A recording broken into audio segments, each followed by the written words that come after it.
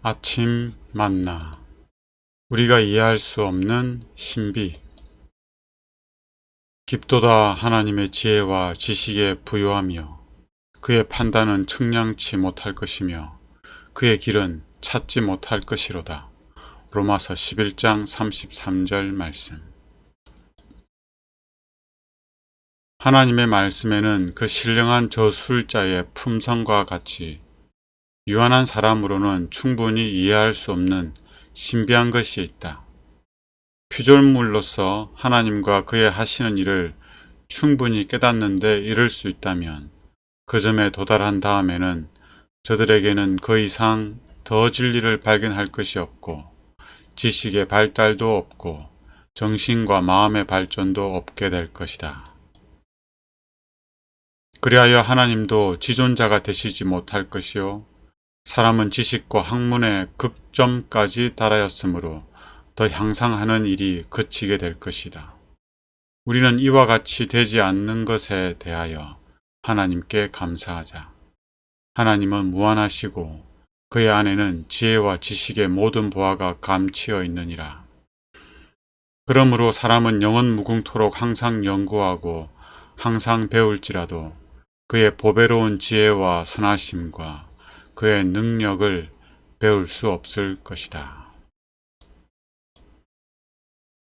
천년계 가운데에서도 우리는 항상 우리가 이해할 수 없는 신비로 둘려 있다. 그러면 신령한 사물에 있어서 우리가 이해할 수 없는 신비한 것들이 있는 것을 보고 이상히 여길 것인가?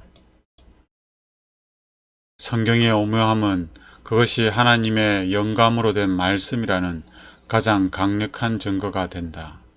만일 성경에 하나님에 대하여 우리가 이해할 수 있는 것만 기록되었든지 또는 하나님의 위대하심과 존귀하심이 유한한 사람의 마음으로 파악될 수 있다면 그것은 오늘날처럼 신성에 대한 명료한 증거를 갖지 못하였을 것이다.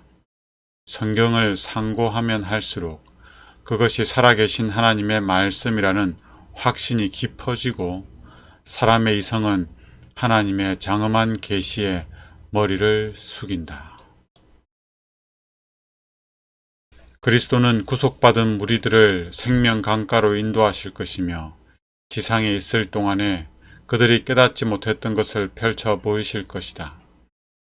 보좌에서 비치는 빛 가운데에서 신비들은 사라지고 심령들은 이전에 결코 이해되지 않았던 것들의 단순함을 보고 경이로 충만해질 것이다. 하나님의 말씀은 우리가 구원을 얻는 데 있어서 충분한 지식과 진리를 설명하고 있습니다. 그렇다고 우리가 성경에 있는 모든 말씀들을 이해할 수 있는 것은 아닙니다. 성경의 말씀을 모두 이해하지 못한다는 것 자체가 이 성경이 하나님의 말씀이라는 강력한 증거가 되는 것입니다. 이 성경을 기록하신 하나님의 모든 지혜와 지식을 우리가 다 이해할 수 있다면 하나님은 더 이상 하나님이 아니고 우리는 하나님을 통해서 더 높은 것과 더 고상한 것과 더 거룩한 것들을 배울 수가 없게 될 것입니다.